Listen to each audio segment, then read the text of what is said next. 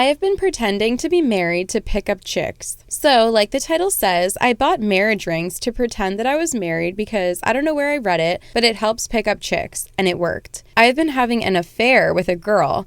Well, all was good because I just wanted something casual until today she sent me that she found my wife, and if I don't divorce her quickly, she will tell her everything. I laughed pretty hard since, like I said, I am not married, and that's the worst bluff ever. I just wanted to get it off my chest. That's the end? Yeah.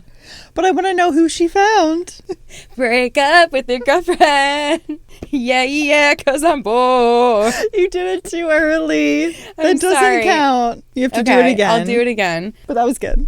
Okay. She's lying. She didn't actually find someone. So she found out he's not married. No, she's basically like bluffing. And she's like, I just found your wife. Like, because he's like, oh, I am married and I've been having an affair with you. He had a wedding ring on his finger when they met at the bar. Oh, I see. And now the girl is like, I found your wife. And if you don't break up with her, I'm going to tell her everything. And he's like, you don't know that I know this, but I know that you're lying because what you don't know is that I don't even have a wife and I've been lying to you.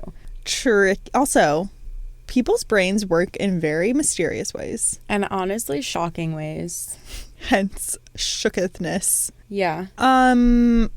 Okay, so certain women see a wedding ring and are like, I'm gonna get him in a bar. Like, yeah. To me, that says no, like, get away. I think some people have a complex. They want to prove to themselves that they can. Mm-hmm. Which is fine, but then to actually go through with it is another level of, like, crazy.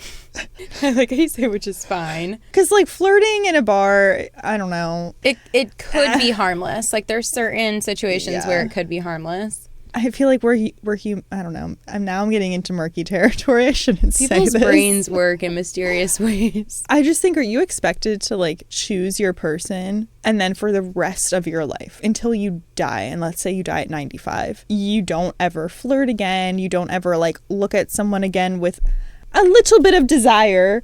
Mm-hmm. I don't think that's wrong or cheating. Am I wrong? No, I think that this is up to you and your partner. Yeah. So if you and your partner that you choose to be with for life, which first of all, you don't have to do that. You can do it if you want to do it. Mm-hmm. And if someone else wants to do it with you. But that's why, like, open marriages are a thing. And I feel like people now in society are, like, just starting to have these conversations about, like, what is cheating, what is not. Like, are you going to get mad at me and consider me cheating on you if I am talking to other guys at a bar? Or is that something that I'm allowed to do without you getting hurt? And then some people are like, I love you and I want to marry you or spend my life with you exclusively, but I also want to flirt with guys at a bar. So is that okay with you? Is this a relationship that we can have where we only are physical and intimate with each other, but I also flirt with guys at a bar? And if your partner is like, yes, that's fine, I agree to it, and we both consent, then yeah, go off. But I feel like if you enter a relationship where you either don't set that expectation or your partner is like, cool, we're exclusive and we're only being romantic with each other, and then you do it, it's like, okay, something weird there. But I've also never been married, but I have heard that it's very normal to have crushes in marriage and, like, long-term relationships, and it doesn't necessarily mean anything, and it doesn't mean that you want to leave your partner, like, automatically leave your partner, and it doesn't mean that you necessarily like that person more. You're just intrigued by the idea of this person you don't even know. Yeah. And I feel like that's very human. That's, like, I guess more what I mean. Like, I don't know that I would love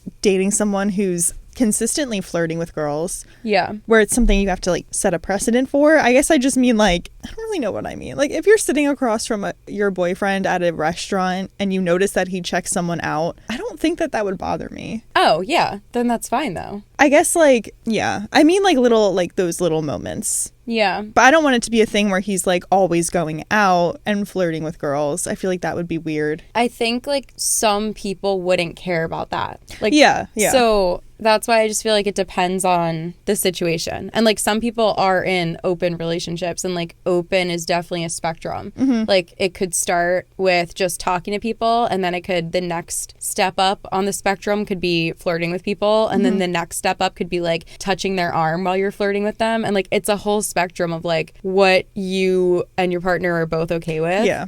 And I feel like it's crazy to people, like, that idea is like crazy to people that want or expect a traditional exclusive relationship, but that actually does work for some people just because it might not work for one of us. Right. And it's so interesting to me. Like, I don't think it would work for me because I feel like I'm a jealous person. And I feel like if my boyfriend or husband was like flirting with girls, I would be very upset. But some people aren't like that. Like, some people are like, yeah, do whatever you want. I know you're going to come home to me. And I'm like, damn, if that works for you, go off. Like, I don't know. Something to explore there. Yeah, but I feel like you have to be very honest, and it has to come from a place of maturity and honesty, and both people have to 100% be on the same page. And I feel like to get to that point, I've also heard that you need to have a solid foundation of an exclusive relationship for like a long time before you get to that point. It's like very tricky to start like, oh, we're dating now, boyfriend, girlfriend, and we're in an open relationship. Like at the same time. Those are almost never successful. And I'm getting all this information from listening to other podcasts. So I'm not an expert. This is just what I've heard. Nor have I ever been in an open relationship, nor do I think I could mentally handle it. No, I couldn't go that far. I just couldn't. I'm too possessive. But also, if you've been married for like 40 years, maybe that's different. I don't know. Because then what if you agree to it, but then one person just like does it and then decides, wait, this, like, no. But then the other person's like, well, we already established this and I'm fine with it. I feel like we've read stories like that on Reddit. Or I have. Yeah.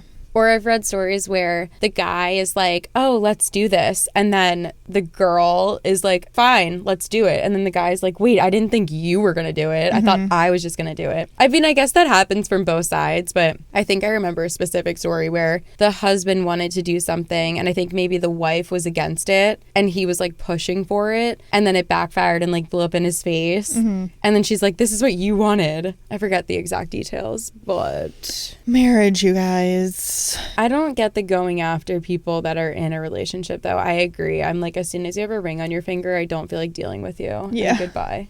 Like, you're not even attractive to me at that point, in a way. Like, on the surface, like, you can determine if you're attracted to someone or not based on looks. But, like, in terms of energy